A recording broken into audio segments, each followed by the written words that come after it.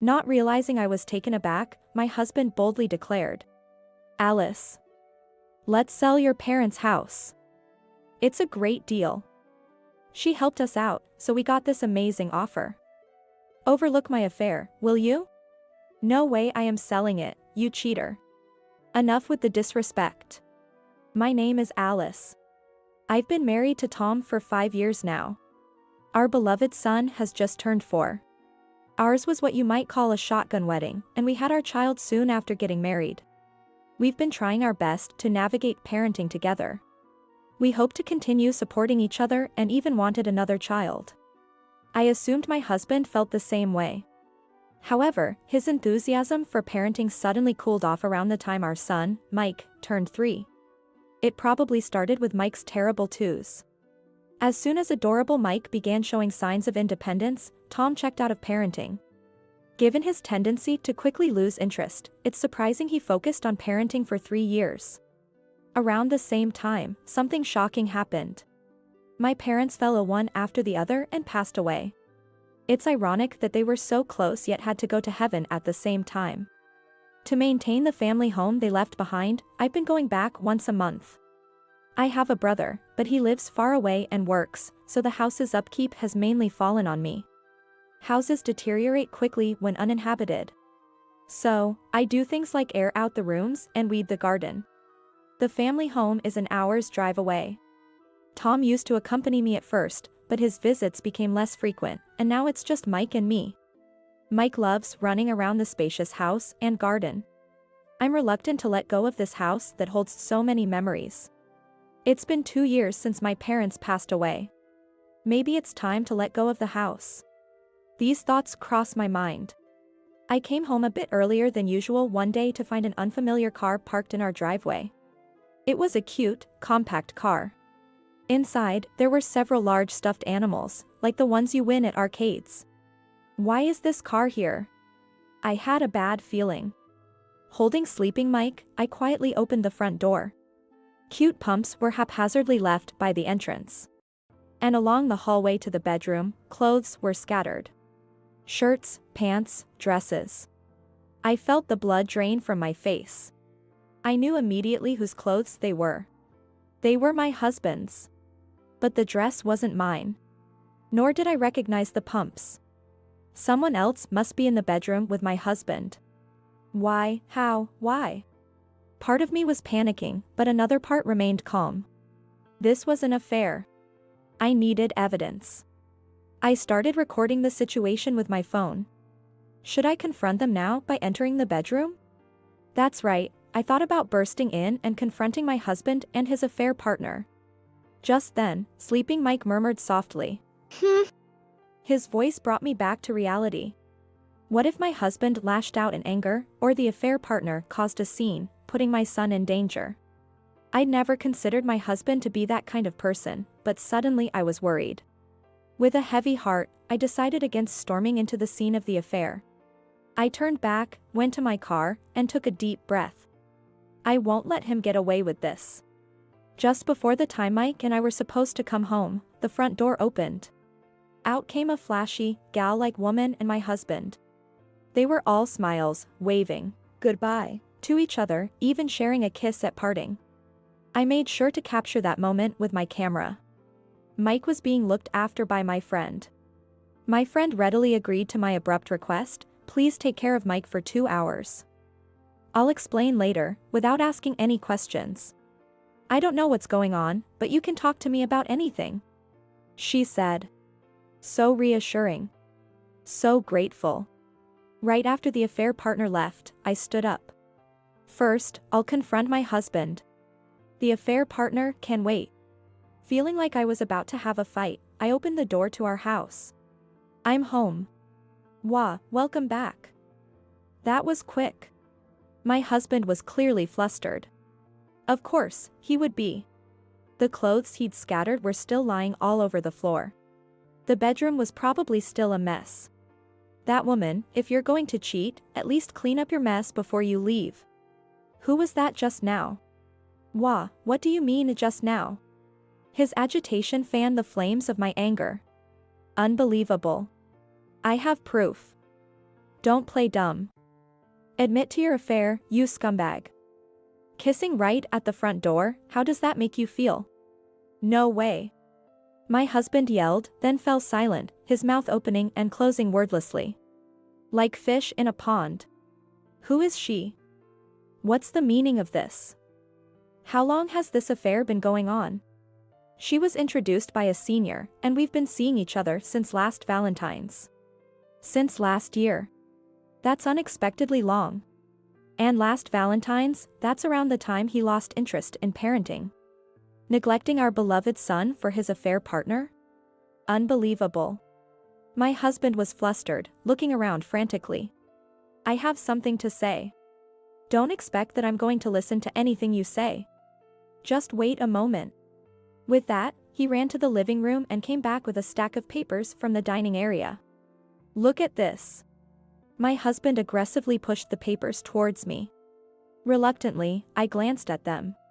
What's this? A real estate sales contract? That's right. Is this some kind of quiz? Here's the question. When the wife confronted her husband about his affair, he produced a real estate sales contract. What exactly is the husband trying to communicate? As if I could solve such a tough question. I skimmed the papers with growing irritation. As I read on, I felt a growing sense of urgency that this couldn't be overlooked.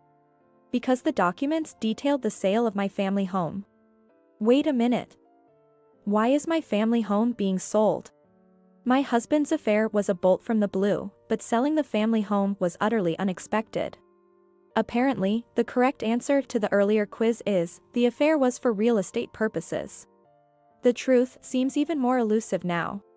My husband began to explain. That woman earlier. Mia, she knows this incredible woman named Layla. Layla is into all sorts of businesses, even runs seminars. And she's really impressive. I've been to a few seminars with Mia, and even my parents have come to trust Layla completely. She even knows celebrities. She's offered to buy your family home. It's a win-win, she gets the property below market value. And we get more money than going through a realtor. I met with Layla today to finalize the deal. So, Mia, the affair partner, and now a new character, Layla, have appeared. Connections with celebrities. Seminars. Real estate transactions. My excited husband. Things are starting to make sense. My husband's interests have shifted to a very dubious area. While it's ridiculous, it's also somewhat understandable. But I don't want to be involved. Oblivious to my dismay, my husband made a bold proposition. Alice. Let's sell that house. No one's living there anymore, and it won't be a problem if it's gone, right? We can make a fortune from this unnecessary property. Isn't it amazing? Mia made this great deal possible, so overlook my affair, will you? What? And you know, Mia told me about this great new property for sale. Let's use the money from selling your family home as a down payment and buy it. What are you talking about? I'm talking about our future. It's a spacious, beautiful house with a guest room. I can host seminars there. And when there's no seminar, I'll invite Mia over. Sounds great, right? I'm appalled. I felt all the strength drain from my body. You're being scammed. This is a shady deal, you should back out. I was about to say this but stopped myself. Here's a question. Why didn't the wife scold her deceived husband? The answer is simple. Because he's no longer my husband. Overlook his affair? How dare he plan to sell my precious family home without consent? Invite Mia to the guest room? What does he intend to do in a house where his wife and son live? Have I really been married to such a fool for 5 years? No, I refuse. What? I raised my voice from the depths of my being. I refuse. How dare you propose selling my family home for some scoundrel like you lowlife. I was surprised to hear myself use the word scoundrel, but at that moment, it hardly mattered. What? That's going to be a problem. We'll lose Layla's trust. I couldn't care less. I threw the stack of papers away. I'm leaving this house. Where's my travel bag? In the bedroom. The very place my foolish husband and Mia were getting cozy. Damn, I don't want to go there. But I have no choice but to fetch my bag. Ignoring my husband's wailing, I packed our things. I grabbed whatever was important for me and Mike and left. No way I'm staying here any longer. After leaving the house, I picked up Mike. I explained to my friend that I had barged in on my husband's affair and gave her thank you sweets for her sudden help. She sympathized and expressed her concern. Then, I knocked on the door of a law firm to discuss how my husband was trying to sell my property without my consent. I also mentioned his obsession with dubious seminars. The lawyer listened empathetically. The consultation fee was $50 for 30 minutes, not cheap at all. I paid a total of $200 for 2 hours. But it was worth it, as I learned all the possible measures I could take. My husband called around noon the next day.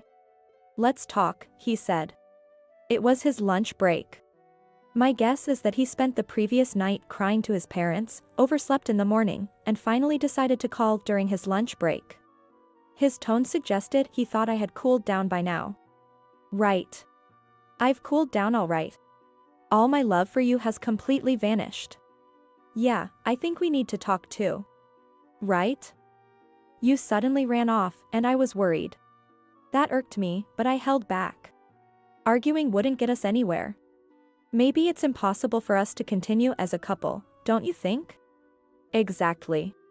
I feel the same way. I can't believe you can't see the greatness of Layla and Mia. If you were willing to move to the next stage with me like my parents, maybe we could have continued as a couple. No, that's not going to work for me. What's this next stage he's talking about? Let's not get sidetracked with unnecessary comments. You live freely with Mike. I'll have a good time with Mia and my parents. We're getting a divorce. Understood. But I'm not selling the family home. Oh, about that. His serious tone lightened a bit. Give me that building as alimony. What? It's only natural for you to pay me alimony since you can't appreciate the connection with those two. Listen, this is America. You're the one who had to pay child support to me since I will take care of Mike alone. That's where you and I differ in understanding. Enough already. I don't need the law according to Scoundrel Island. I'm done engaging with this. Fine, I'll get a lawyer. It's better for you to just hand it over quietly than to go through a lawsuit. I wonder if my husband has a lawyer versed in the laws of Scoundrel Island. Go ahead. I'll also get a lawyer. Based on American law, I'll demand child support. And about the divorce, I want it done now. I could almost hear my husband's deep sigh over the phone. Annoyingly so. But the thought of me bringing divorce papers to his office must have been too much for him, as he showed up at the municipal office promptly. My husband and I didn't exchange a single word as we filed for divorce. 2 mom friends came along to sign as witnesses. At this point, even Layla and Mia's signatures would have been fine by me. After divorcing Tom, I took Mike and returned to my hometown. I decided to live in the now empty family home. I left all the troublesome dealings with Tom to my lawyer. Within a few months, Mike had fully adapted to the new environment. His terrible twos were starting to calm down. Fortunately, he didn't seem to miss Tom at all, so I had no regrets. I started working and was leading a fulfilling life. Then one day, Tom called. I didn't want to answer. That's what lawyers are for, right? Ignore, ignore, ignore. But the enemy was persistent. He called over and over from morning till night, and I finally snapped. I decided to answer the next call. It came within 10 minutes. This is it. Time to settle this. Stop bothering me. If you want to talk to my lawyer. Whoa. Is that the first thing you say after so long? Yeah. It's been months. But after being ignored so much, he should give up. What do you want? I apologize for the rough language, but under the circumstances, it's understandable. You're living in your family home, right? Yes, but then why can't you submit a change of address form? What? As I coldly responded to Tom's irrational outburst, a possibility crossed my mind. It was advice from the lawyer I had consulted before the divorce. I need it to sell your family home. Give me the address. Are you still on about that? Yeah. My point will prevail eventually, so you'll have to sell the house sooner or later. I just bought a new place and need the money fast. So I thought we'd get the paperwork done in advance. No, your point won't prevail, you know. Your lawyer is American too. Both lawyers were trying to find a middle ground through negotiation. According to my lawyer, the other side's lawyer is exasperated because Tom keeps insisting on legally untenable points. If it goes to court, Tom's lawyer might resign. Just curious, what were you planning to do after getting my address? Layla told me all about it. If I change your address and then I can change the building registration. You wouldn't know that, being clueless. But when I tried to change your address at the postal service, they said it didn't match the current address and wouldn't accept it. I wrote down your family home's address correctly. What gives? Changing the address and the building registration, huh? You know, that's a serious crime in America. Eh? Serious? What part of this is he focusing on? There's no doubt, this was the scheme that the lawyer I consulted, Brent, had warned me about. Changing someone's address without their knowledge, and then rewriting the property registration to sell it. Such schemes exist. To prevent becoming a victim, I temporarily moved my residency registration to a location other than my family home. It was my brother's place. Tom has no idea about my brother's address. He vaguely knows it's somewhere in that state. And just in case, I've also restricted access to my residency information. So, Tom can't change my address on his own. And selling my family home without my permission is even more out of the question. Thank you, Brent, for the advice. Crime? That's rude. I was just doing as Layla instructed. To Layla, you're just a handyman willing to commit crimes. And you probably had your affair partner Mia write a power of attorney, right? That's forgery of private documents, and using them is another crime. But, I already signed a contract with Layla for your family home. Mia said she had experience forging signatures and told me to leave it to her. Then Mia and Layla are accomplices. They're conspiring to frame you. What? Maybe Layla finally saw through Tom's foolishness. Probably, the plan to sell my family home got exposed to me too soon. The divorce happened in a flash. Negotiations related to the divorce weren't going smoothly either. They couldn't figure out how to take the family home from me. So, thinking they couldn't milk him anymore, they sold him a new property and ran away. Well, that's just speculation. Thinking of Tom bewildered on the other end of the phone, it's both pitiful and sad. Lately, Dad has started saying something similar to you. That Layla and Mia are suspicious. That we should consult the police. But that can't be. Oh, my father-in-law has come to his senses. Good for him. But it's no longer my concern. I think you should listen to him. After all, you're someone who easily gets heated up, loses sight of everything else when you focus on one thing. And can't distinguish between good and bad. You're just a fool. So, don't ever contact me again. With that, I hung up. Feeling refreshed after saying what I needed to, I blocked his number. Now, I can just watch from the sidelines. Afterward, Tom heeded his father's advice and went to the police, leading to the swift arrest of Layla and Mia. Turns out, the couple was in the business of fraud. Indeed, they had been targeting Tom all along. Unbeknownst to me, they had swindled a significant amount of money from Tom and his parents. The new property they introduced was actually second-hand. Tom and his parents were on the verge of being stripped of everything. Going to the police saved them just in time. However, Tom was scolded by the police for attempting to sell my family home without permission. He was lucky not to be prosecuted this time, but it would have been prison for him otherwise. I'm just relieved that Mike's father didn't end up a criminal. The incident is somewhat settled now. I changed my address to my family home from my brother's place. What an ordeal it's been. Later, through his lawyer, Tom inquired about the possibility of remarrying. As if.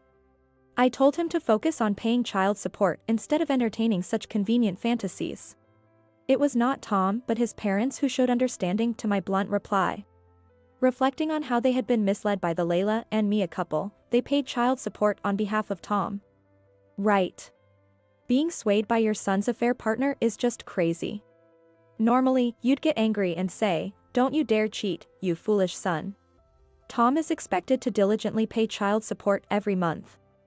I've taken this experience to heart, reminding myself that I must raise Mike well. I am determined to nurture him into a person who can distinguish between right and wrong. I'll teach him how fraudsters operate, so he knows to avoid them.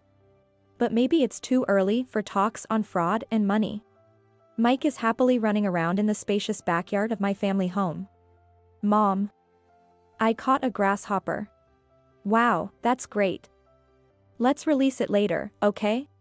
Seeing Mike's bright smile makes me feel content. In this house where I grew up, I'll live freely and happily with my son, just the two of us.